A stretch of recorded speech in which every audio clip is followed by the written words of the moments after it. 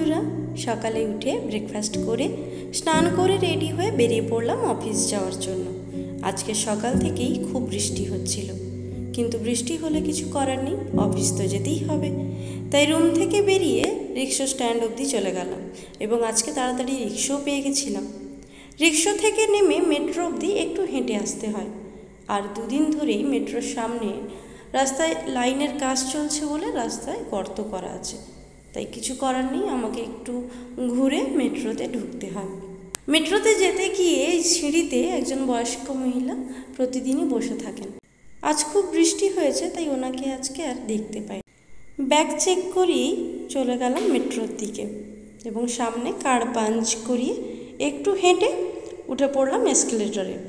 এসকেলেটরে ওঠার সময়ই আওয়াজ পাচ্ছিলাম মেট্রো আসা, তাই তাড়াতাড়ি উঠে পৌঁছে গেলাম স্টেশনে এবং স্টেশনে পৌঁছানোর সঙ্গে সঙ্গেই মেট্রো পৌঁছে গেছিল।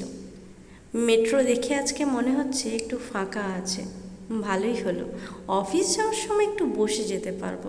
তাহলে চলো, মেট্রোতে তো আমি ঢুকে পড়েছি, দেখা হবে তোমাদের সাথে নেক্সট ভিডিওয়। টাটা।